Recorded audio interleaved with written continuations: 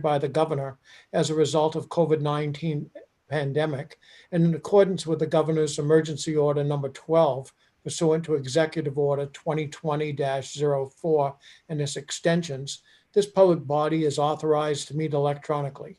Please note there are no physical locations to observe and listen contemporaneously to this meeting, which was authorized pursuant to the governor's emergency order. In accordance with the emergency order, I am confirming that, number one, we are providing public access to the meeting via telephone with additional access possible by video and other electronic means. We are utilizing Zoom for this electronic meeting. All members of the committee and selected legislative staff have the ability to communicate contemporaneously in this meeting through this platform, and the public has access to contemporaneously watch and/or listen to the meeting on Zoom or YouTube and via phone by following the directions and links provided on the General Court website. Number two, we have provided public notice of the necessary information for accessing the meeting in the Senate calendar. Three, we are providing a mechanism for the public to alert the public body during the meeting if there are problems with access. If anyone has a problem, please email remotesenate, that's one word, at leg.state.nh.us or call 603-271-6931. In the event the public is unable to access the meeting, it will be adjourned and rescheduled. Please note that all votes taken during this meeting shall be done by roll call vote. Finally, let's start the meeting by taking roll call attendance. When each member states his or her presence, please also state where you are and if anyone else is in the room with you during this meeting, which is required under the right to know law. I will start the roll by introducing myself as Senator Gary Daniels. I'm in my home office in Milford and no one is in the room with me. Senator Reagan, Senator Guider,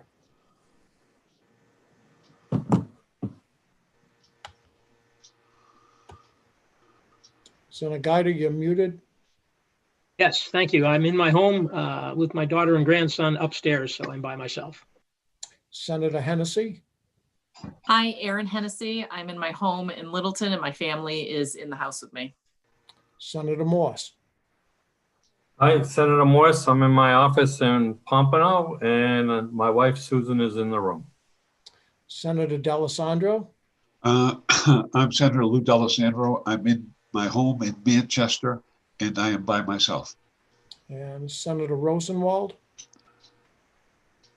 I do not see on at this time.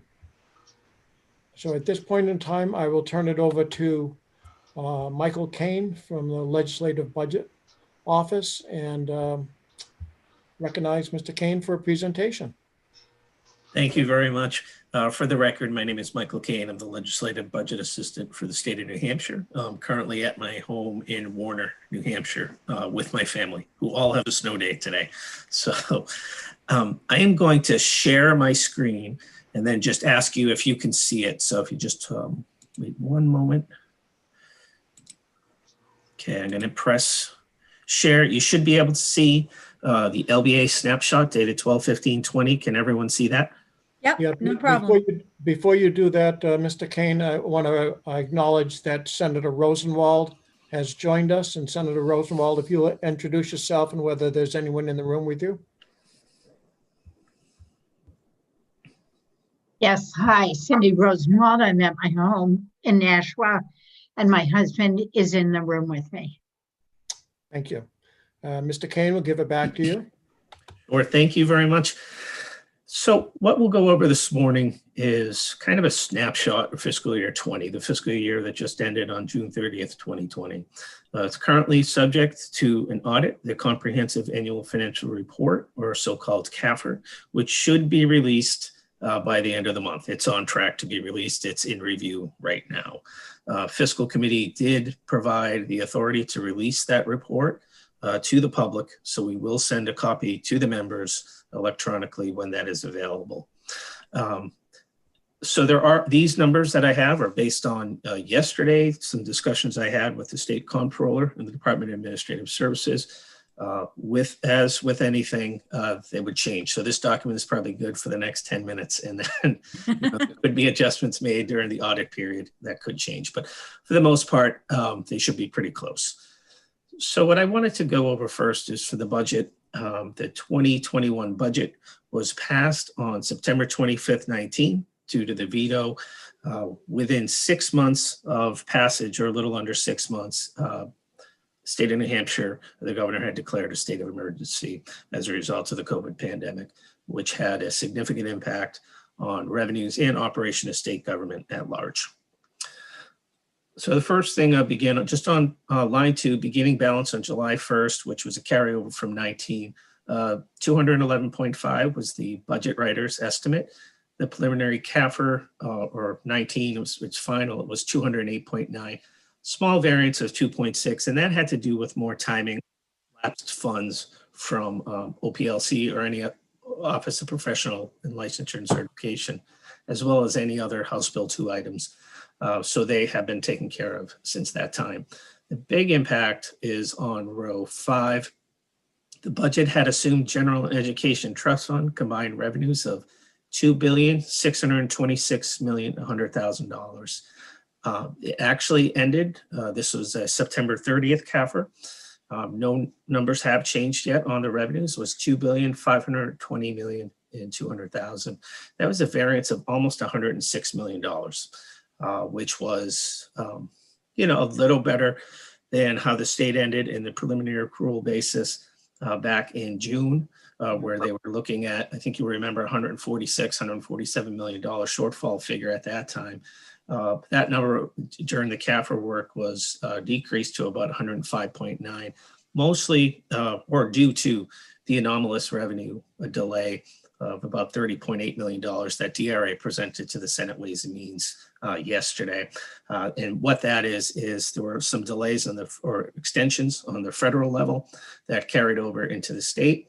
So for FY20 revenue payments, some weren't received until July and August, but as part of the CAFR's 60-day reconciliation period, they were able to account for $30.8 million for 20. So it does help 20 on a biennial basis. It's a net zero because you're going to have to make up for that $30.8 million in 21, which we'll talk about this afternoon.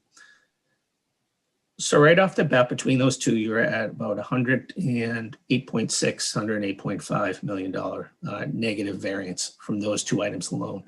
And then appropriations. Total appropriations, there was a small variance. You'll see a $12.9 million figure of an additional appropriation over and above the budget amount. A lot of that had to do with surplus statement assumptions.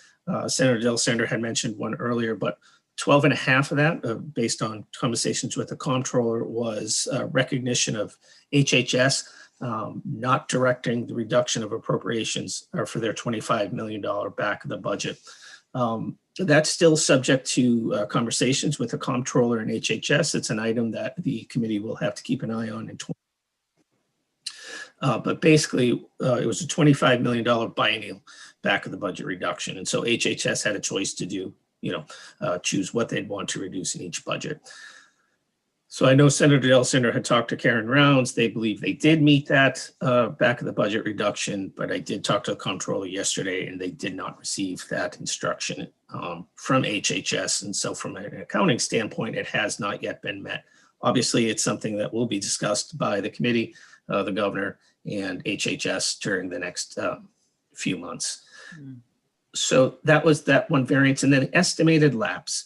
One offset to the reductions in revenue was in higher than anticipated lapse estimate. During the budget period, about $56.7 million of general fund lapse was assumed. The preliminary CAFR had that at $102.7 million. So an increase in lapse of about $46 million. A lot of that did have to do with HHS. Had to do with vacant positions due to the hiring freeze that the governor had implemented during the state of emergency. In addition, the 6.2% of federal matching assistant percentage, it was additional FMAP under the Medicaid program for HHS, which then reduced their necessary general fund expenditures to the tune of between $30 $30 and $40 million. And so that did help out other agencies who couldn't hit their laps. HHS did have that big chunk of federal funds used to offset those general funds. So that was a big portion of that lapse. And then gap and other adjustments. This is actually negative. Gap and other adjustments really have to do with timing of accounts receivable, have to revenues or spending. Initially, back in September, this was a positive number, but it did change over the last couple months due to discussions around FEMA reimbursement for spending related to the pandemic and which fiscal year should be accounted in. And there was a discussion with the auditors. They did move back some of those additional FEMA funds, or they did push them into FY21. So although it is a negative gap adjustment, there will be a corresponding change in 21 when we get there. So from a total net appropriation basis with the lapse and the other variances, about $27 million of net appropriations under the net appropriations that the budget had assumed.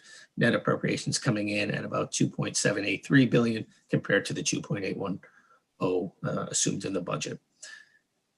When you look at the current year balance, so just for 20 alone, a $78.9 million deficit is 20 ended in. And on top of that is your 2.6 from the balance carry forward, bringing a total cumulative ending balance June 30th of $81.5 million. That is higher than it was around $66.6 million within the last, from September 30th and the initial CAFR, and within the last couple of weeks because of that change in the gap. So instead of $66.6 million, 20 ending in the deficit, 81.5 assumed number.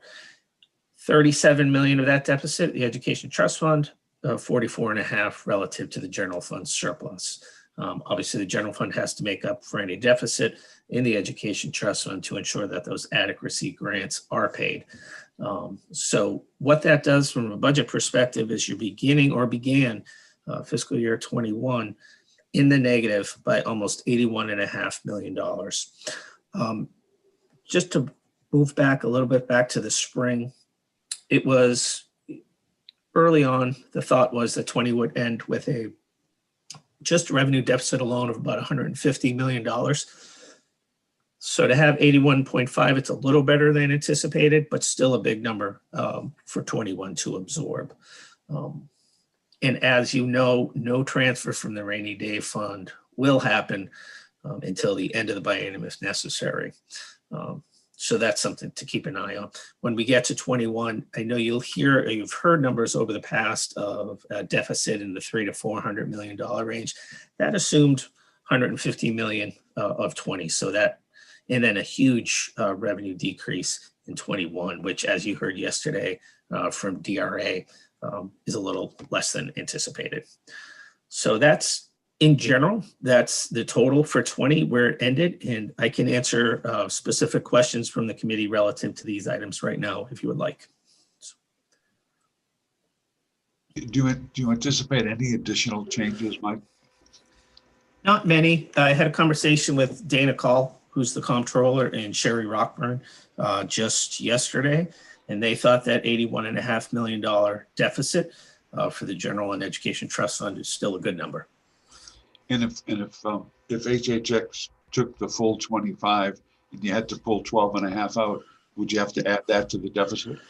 Not in 20. I think it's more of how the dollars would be treated. So from a 20 perspective, whether or not HHS met the back of the budget reduction or assumed it as a lapse, it would be no net difference for 20. Where that variance would occur is in 21. Because as you'll see this afternoon, 21 assumes that they did not meet it. If they in fact did, that is another $12.5 million. But for this year, I think the 81.5 should be a good number. Okay, thank you. And Senator Daniels, can I be recognized? Yes, Senator Rosenwald. Thank you.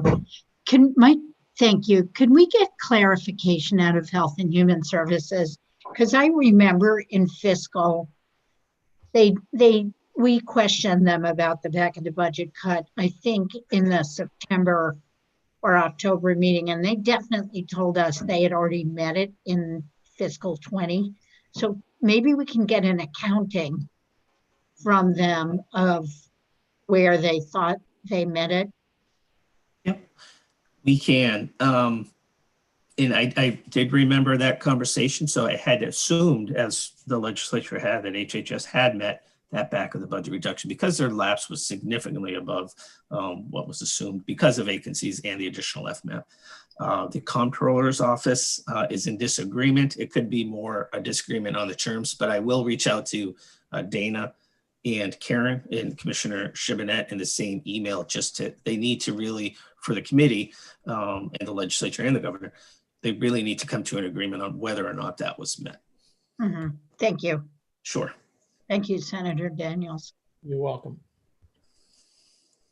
Any further questions? Senator Daniels? Yes. Senator Morse. Mike, if you're going to go through that effort, because it's going to lead to the second question, can they define their lapse too? Yes. So we know exactly where that is. Yes, so usually as part of the capital, we will receive an agency by agency lapse figures. For HHS, we'll have them drill down, and I believe they already have, on where those lapses came from, the divisions as well as the reasons behind those lapses, be it vacancies or the additional FMAP, yes. Further questions?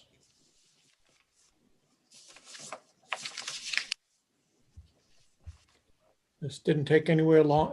It didn't. No, but I think an important aspect for the Senate Finance Committee to focus on, as Senator Rosenwald had mentioned, the Fiscal Committee had numerous questions for HHS during the last fiscal year. Yes, around the impact of the pandemic, but also around their back of the budget reduction. And all the one-time appropriations that the legislature made for the secure psychiatric unit, for mental health beds, and just the status of that. Just in my opinion, HHS was very busy with the pandemic, but and I think the senators on the committee can either agree or disagree, but I don't believe they ever received full clarification of where HHS was on those projects. And why you need to pay attention to that is because there could be, 10 to 15 million of programs that haven't been stood up yet that may hit in 21 if the department does decide to move forward. I think all your other agencies have moved forward with their programs as required. HHS was in kind of a very unique position where they did have to address the current public health emergency at the same time trying to stand up new programs in a brand new environment. And so I think it would be really important for Senate Finance to have discussions once this CAFR's out, or once you start meeting in the session of what happened in 20, what appropriations are still outstanding, or what ones, number one, did you use towards your lapse, if any, or do you plan to use towards your lapse in 21? So I think that's one area to focus on. So I'll just leave that there. If I could just elaborate on that for a second, there were a couple of appropriations that were transferred into the COVID relief fund. And at the time, the department said, we hope to be able to replace them. If they could update us on which, if any, of those appropriations they have replaced with federal funds, that would probably be helpful for the committee as well. Okay. And those were, Senator, correct me if I'm wrong, was that in the $30 to $35 million range? Or not that high? I don't think it was that I'm much. thinking it was like 18 to 25 million. Okay. Okay. And so what had happened in 20, when HHS, they did receive like $5 million in the beginning of 20 from the federal government when the first relief bill. But there were also issues that they had to stand up, or costs that they had to stand up prior to receiving the CARES funds, the $1.25 billion in CARES funds. Things such as your surge centers at UNH SNHU and various other facilities, as well as the purchase of PPE and various other personnel costs that HHS was forced to find a way to fund. And I think going to a question Senator Daniels had at the orientation, in a normal year without a state of emergency, HHS would have been at a loss and the governor's office would have been at a loss on how to deal with those costs. But by declaring the state of emergency, there are broad powers given to the governor, one of those being the ability to transfer funds from anywhere, from any agency to another purpose. And so in that regard, I think the governor did have additional flexibility during the current state of emergency to address those costs immediately. And as Senator Rosenwald said, the plan was to, when the CARES funds were finally distributed and the Gopher Committee met, the first order of business was really to reimburse or to basically reverse the transfers made from those various areas. And so we can get you two things. One would be, have all those transfers been reversed? My understanding is yes, but the other thing, what is the status of those projects? Because obviously the start of those projects or new programs were delayed because those funds were transferred. Senator Daniels, could I ask a question, Senator Daniels? Senator D'Alessandro. Thank you, Mr. Chairman. Michael, where are we with regard to the state of emergency? Yeah, I can check. I know it has been extended. I was going to look at the, see what the latest one is. I just want to see when the next one would expire. They're in 21-day increments? Yes, and the last one, let's see here. Modification extension.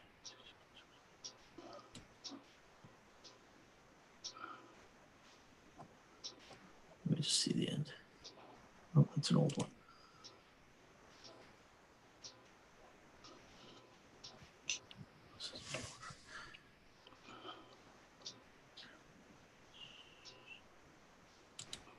I think we are on 52. Yeah, I'll get that. I know the governor currently extended the state of emergency, but let me find out. I'll let you know this afternoon when that goes to. We have been, since March 13th, we have been in the state of emergency, which, as you know, just watching the legislature, it's kind of a new environment to operate in. It's probably one of the first times that the governor had to exercise these emergency powers in this manner. It's usually been like a day or two in response to a flood or some type of other natural. Right. This was the first pandemic one that I'm aware of under the new emergency powers that were granted to the governor post 9/11. So, Thank you, Mr. Chairman. So that means 200, well over 200 days, correct? yeah, I think you're coming up to 300. I mean, it's I think a couple of weeks ago you were already in the 270 range. So yeah, it's been a long time. And just to fill in the members who maybe weren't here last time, when the governor initially in 20 declared the state of emergency, there were a lot of questions on what is the role of the legislature. Because typically, as you know, when additional federal funds come in or other funds, other sources, the fiscal committee is involved in accepting and approving those funds. The Attorney General's office had worked with the legal staff at the governor's office and had determined that the emergency powers are broad and fiscal committee approval of these additional funds were not necessary. Initially, there were questions on how fiscal would meet. As you know, they did move to a remote method, meeting through the vast conferencing system.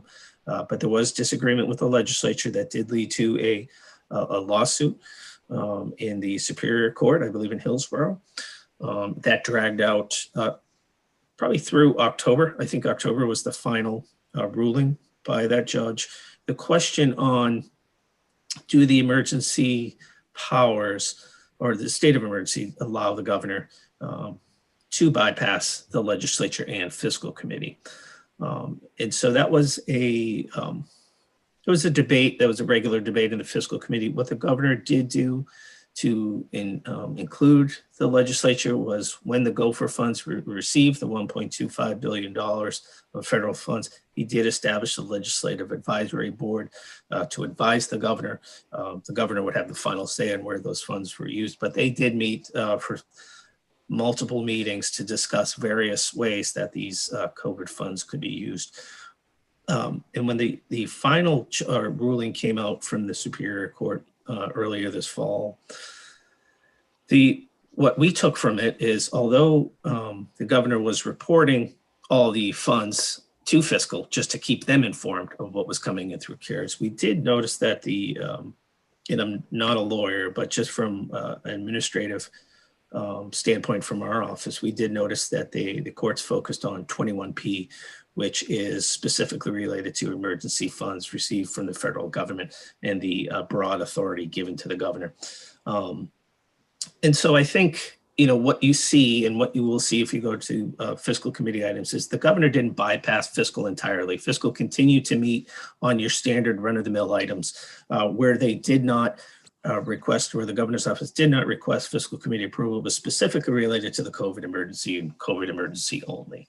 And they were very careful to only use those emergency powers for that purpose. If there was a question, just so you know, of whether or not it fell under the COVID emergency or it was related, we did have conversations from our office with the governor's office and admin service to ensure that they were, everyone was consistent on how they were providing either an informational or a request item. So fiscal is still busy. It's just those COVID related items were just provided as informational. And you had the same thing on the executive council side as well. A lot of items going through there as informational, just not with the vote of that council. So.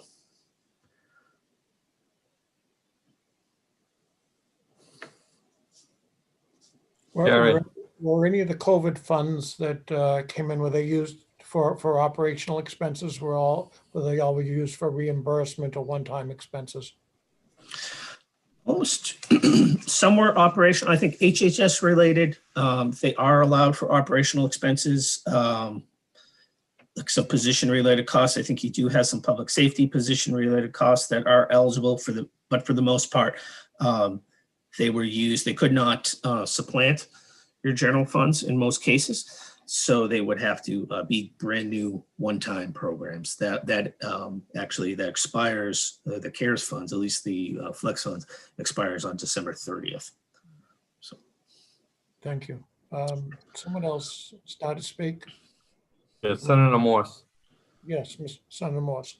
Yeah, just a couple of things to go back to that lapse, or the back of the budget cut, either one.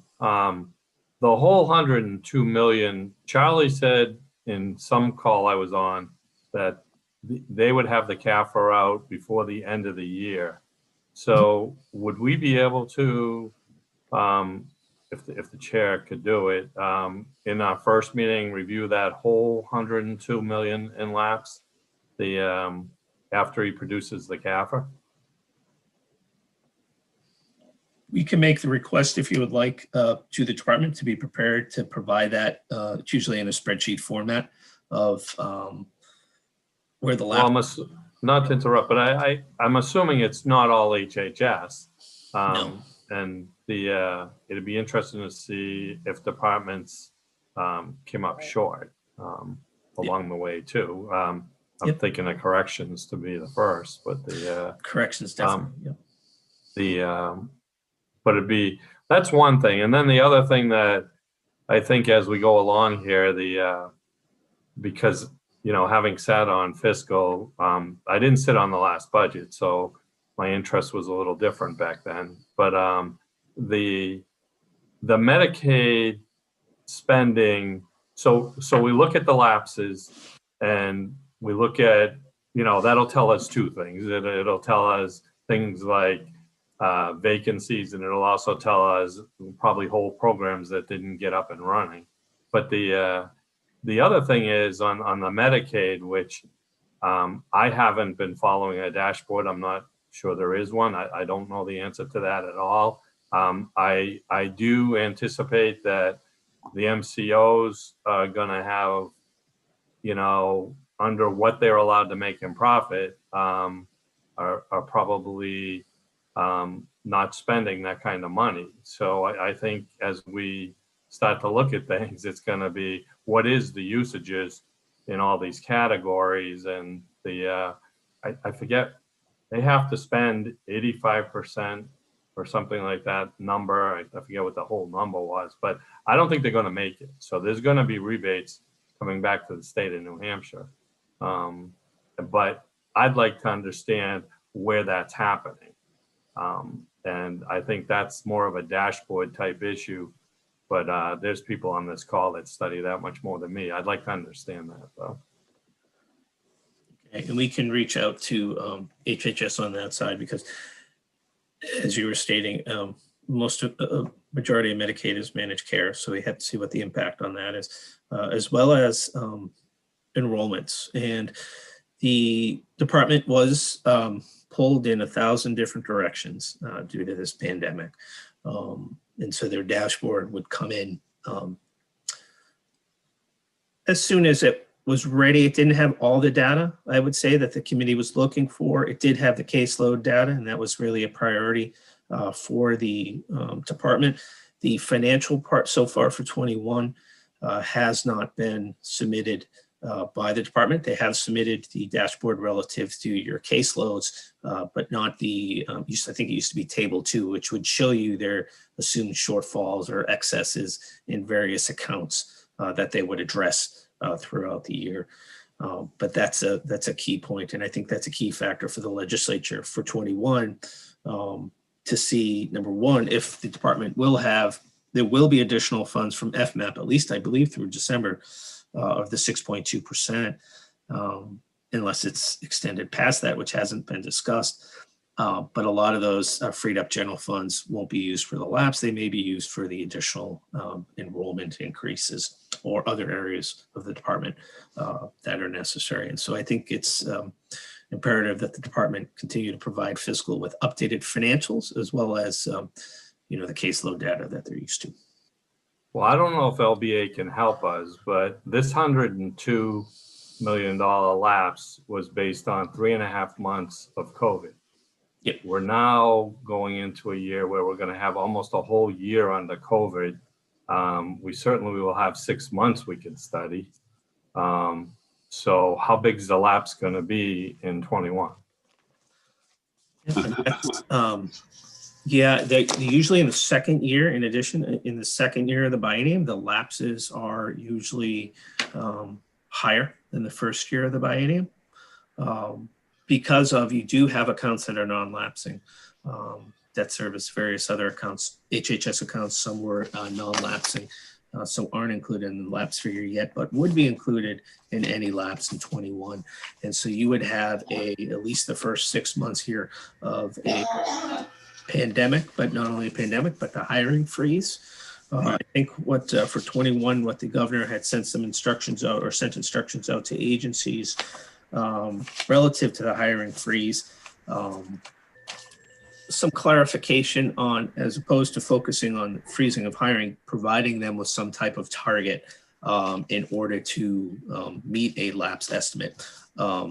And I'm assuming not just the budget lapse estimate. This has to be a lapse estimate above and beyond in order to get a little closer to any deficit from 20 as well as 21. So we can reach out to Charlie Arlington-House at Admin Services to see what they have, or what they've seen for experience for the first 6 months relative to lapse. Even though it's early in the year, there are items that are typically fall under the lapse, such as staffing vacancies is a big one that he should be able to give us a sense of where that's going. So. And sorry, I went pretty quick in 20. Yeah. I think Senator D'Alessandro has a question. Yeah. Sure. Thank you, Mr. Chairman. Mike, what what's the vacancy rate in state government at this point in time? Funded but unfilled. Yeah, we can find that number out for you. I mean, you usually, HHS is usually in the 25% range alone. It usually falls within the 10 to 15%. My guess is it's pushing closer to the 25% vacancy rate. But I can verify that with Joe Bouchard on where they stand. And then the key to that lapse is how many of those vacancies are federal funds, how many are general funds. Right. Because the general fund vacancies would count, but the federal fund vacancies would not count. Yep. Right? Are those I mean, vacancies? in terms of the lapse. Thank you, Mr. Chairman. It's a huge vacancy rate. Coming back, are those people who are just out and are out temporarily? A lot of your vacancy rates are people who have left their positions either for a different job, but a lot of retirements. That's one thing that the state has been experiencing over the last few years. Is there are a lot of retirements. So when those positions become vacant, there is a freeze, unless it's they do receive a waiver from the governor's office if it is a critical position at an agency. But a lot of those vacancies would be your full-time permanent personnel who have left. So, and I don't have a presentation on it. I did just want to update you quickly on Fish and Game. It is, again, this is old figures. It should change within the next couple of days. But just how does Fish and Game funds stand? Believe it or not, Fish and Game finished much better than budget writers had anticipated. The end of 20, the Fish and Game balance ended at almost $6 million. And I think during the budget process, that fund balance had been down close to the $2 million range. Unrestricted revenue to Fish and Game increased significantly over 2019. And I think this is something that Senate Ways and Means Committee will delve into a little deeper. But, you know, usually unrestricted revenue at Fish and Game was close to the $11.8 million range, and it came in close to $16 million in unrestricted revenue for the Fish and Game Fund, something that was not anticipated when the budget was passed back in September of 19. And so I think going into 21, Fish and Game is in a much better position than what had been anticipated. And then as far as the Highway Fund, still in a positive balance. I think the preliminary CAFR had the Highway Fund balance at about $38.5 million. I was just going to pull up what the budget writers had. Let's see. Back in September of 19, the best estimates at the time were released during the committee conference. Was a kind of a balance on a gap basis of only about $69,000, so almost zero. But there were additional, not the revenues. Revenues obviously from the Highway Fund went down, but it really has to do with their lapse. What were the impact on some of their projects, and so they're in a much better position going into 21 than was anticipated. 27.85 was the ending balance. And then you had, let me just pull up what they ended up at here for you.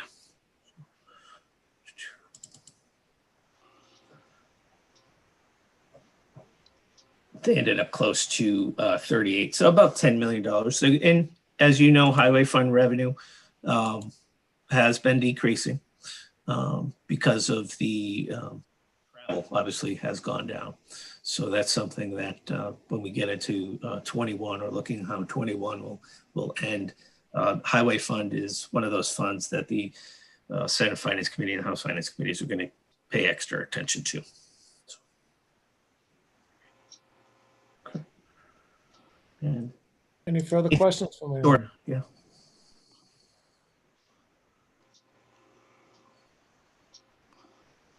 Yes, one if I could. Yes. Supervisor Thank Moore. you. Mike, if if hospital utilization is down, as Senator Morse suggested, wouldn't that have an effect on the fiscal 21 Met collections? Is LBA able to take a look into what we might be able to collect this spring from last year's net patient service revenues? We can reach out. I think January 15th, I believe, is the date that you'll receive the first update from DRA on their Met revenue estimates. It's just a preliminary, it's not a final, but I believe that date is January 15th, but I'll check with that and we'll make sure we get that letter. We usually get a letter from the Commissioner of Revenue Administration. We can forward that to the committee on where they stand. But if net patient services revenues are down, that would have a corresponding impact on your MET, correct? But it's not the same year, right? It's a look back, so it's about a year behind. So you wouldn't see, you should see some decrease, maybe not a full year, but a couple months of that decrease. And it also depends on the calendar year, or sorry, the fiscal year that the hospitals use, because it's based on final reports. So if they are on a calendar year basis, you may not see any impact, but if they are on a fiscal year basis, similar to the state, you would see some impact from them. But I know that does vary across hospitals. So it wouldn't be a guaranteed 3-month loss. There could be some hospitals that you wouldn't see any of that decrease in MET until next fiscal year. And I know that they were allowed to delay their Met payments in fiscal 20. Yeah. I think they all made them, but if we see a decrease, we might need to be prepared for that again. Yes, yes. Because as you know, MET, although it's not a general fund revenue, it is used as a portion of Medicaid funding. Yes, uncompensated care, the hospitals do receive the uncompensated care payments, but a large portion of the money does go to reduce the state general fund costs or provide the state share for Medicaid costs. So that is definitely although not a specific unrestricted general fund revenue, it is a revenue that could have a big impact on the state budget going forward. So we can reach out on that. Okay. Further questions? Seeing none, purposely left a break just so we could kind of absorb the numbers from 20 and formulate any questions we might have with the presentation of 21. So if there are no more questions, we will recess until 1 o'clock. Okay. And just the 81.5, I just point that number, when we pick up at 1 o'clock, that's going to be your variance starting the 21 discussions, and a lot of unknowns in 21, but at least that will be a familiar number. Okay. Thank you very much, Mr. King.